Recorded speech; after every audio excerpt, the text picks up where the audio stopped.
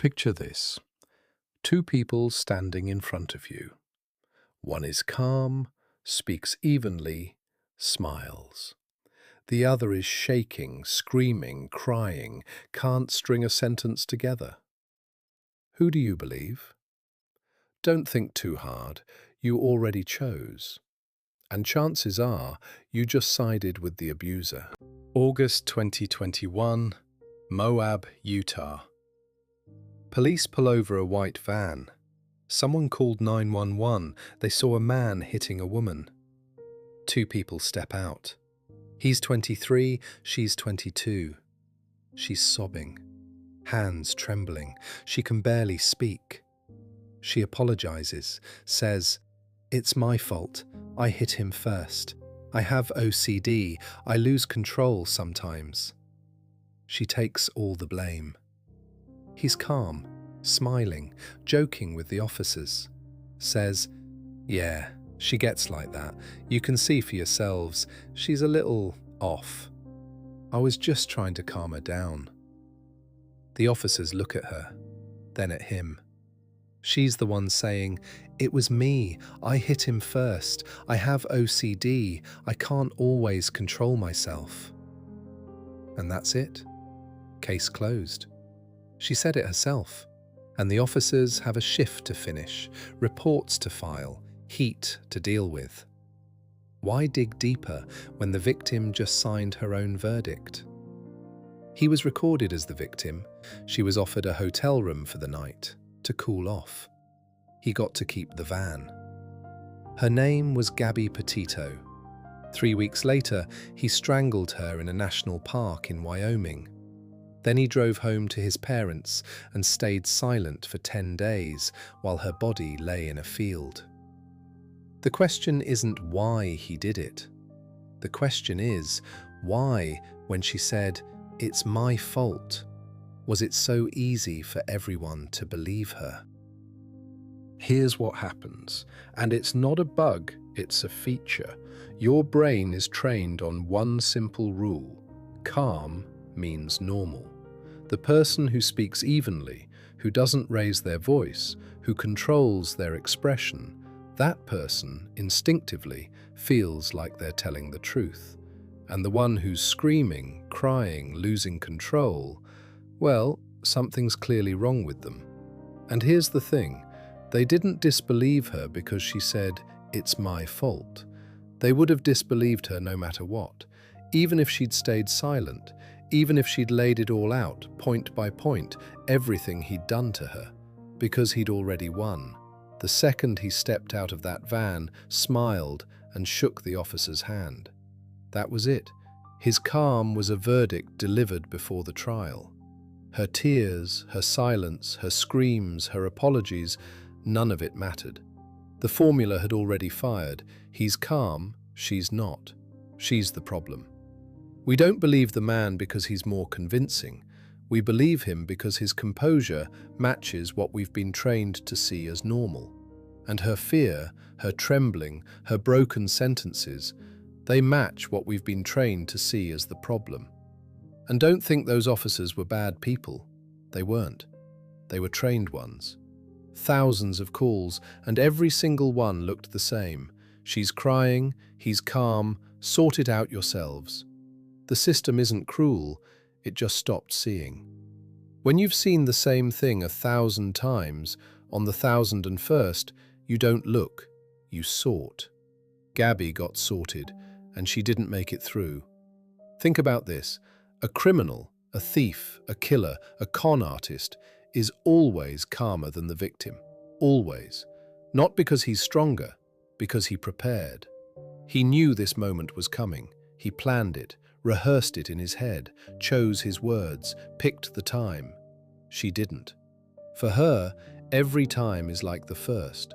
She didn't know today would be the day he'd yell, didn't know he'd say that exact thing, didn't know that in 5 minutes the police would show up and she'd have to explain something she never prepared for. He's calm because this is his script. She's panicking because she's in someone else's script. And everyone watching from the outside sees the same thing, the composed one and the unhinged one. What they're actually seeing is the director and someone who was never told the cameras were rolling. Her scream is his alibi. And there's one more piece without which this whole scheme falls apart. Trust. Her trust is part of his plan, maybe the most important part. Because after every episode, he changes. He becomes soft, attentive, says all the right things. I get it now. It won't happen again. I don't know what came over me. You know who I really am. And she believes him. Not because she's stupid, because she's being shown the man she fell in love with. And every time she thinks, there he is, the real him is back, the bad one, that was temporary, a glitch. But it's not a glitch, it's a cycle.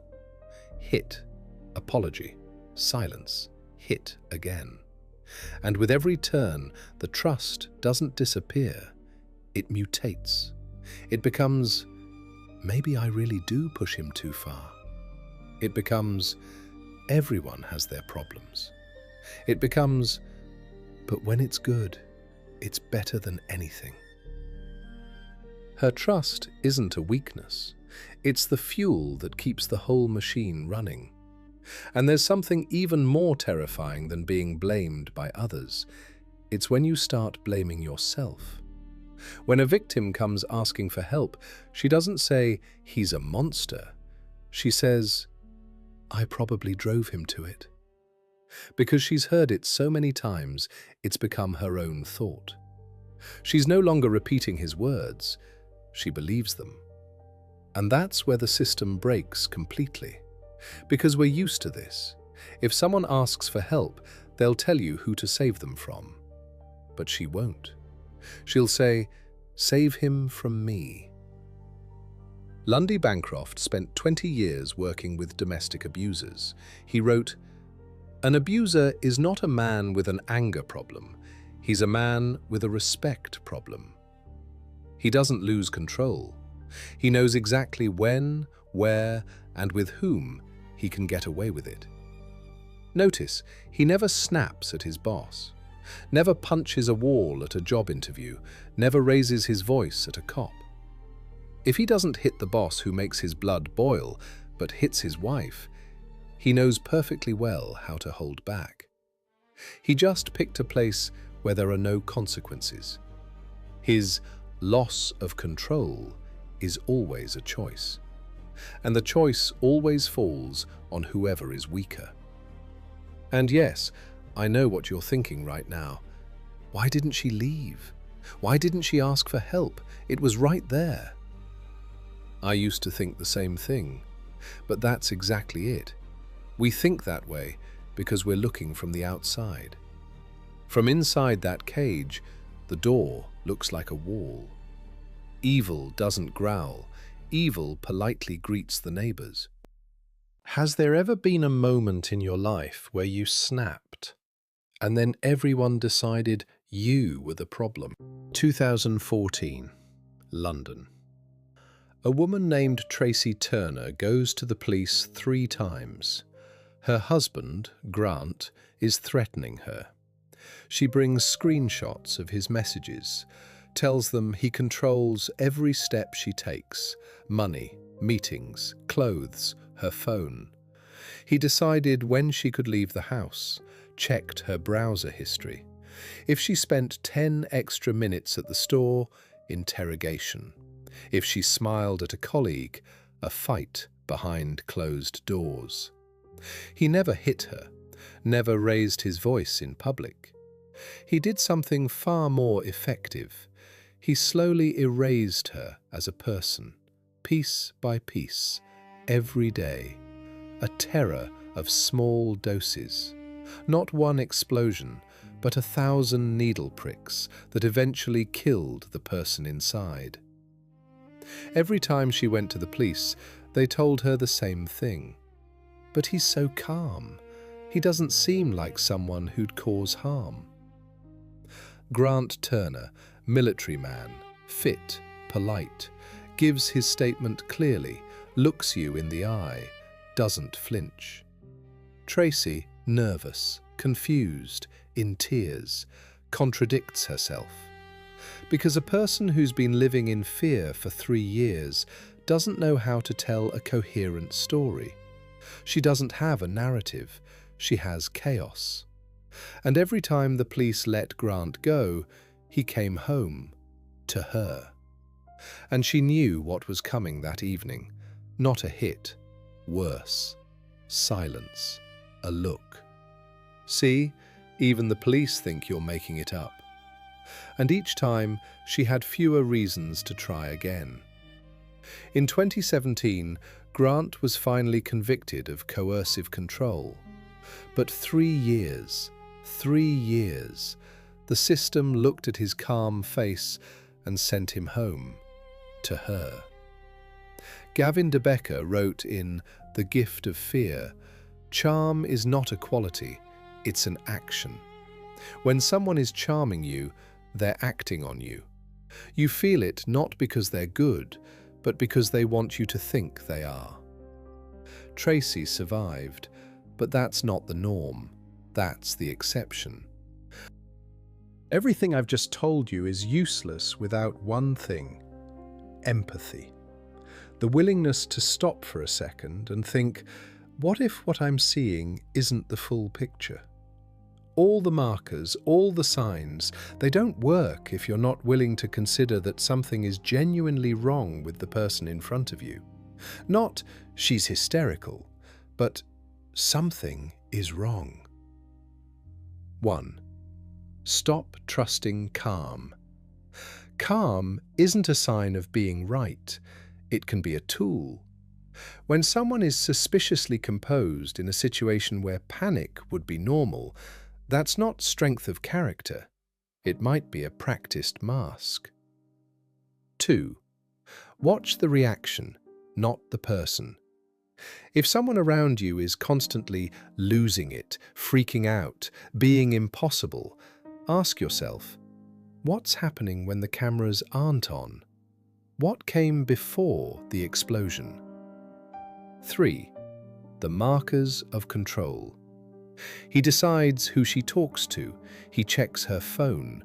He comments on what she eats, what she wears, where she goes. She apologizes for everything, even for crying. He describes her to others as unstable, difficult. She has issues. 4. If someone describes their partner in a way that makes you think, why is he even with her? That's not honesty. That's stage setting. 5. Trust the body. If you see someone who flinches at sudden movements, who apologizes for every word, who glances around before answering a question, that person is living in survival mode, not manipulation mode. A victim will never look dignified. That's the whole point. And one last thing. This isn't for the observer, this is for you. If you're listening right now and recognizing your own life, if you're thinking, it's not that bad, or, but he doesn't hit me, or maybe I really am too much, stop. What you're feeling right now is not your fault. You're not in pain because you're difficult, and his calm is not proof that he's right. You're not crazy. You're not making it up. And you don't have to earn the right to ask for help. You don't have to be hit for it to count. It already counts. We forgive those who look calm. We punish those who look broken. And we call it common sense. Next time you see a crazy, hysterical woman and a saint of a man who puts up with her, just ask yourself one thing. What did he do to her behind closed doors to make her this way?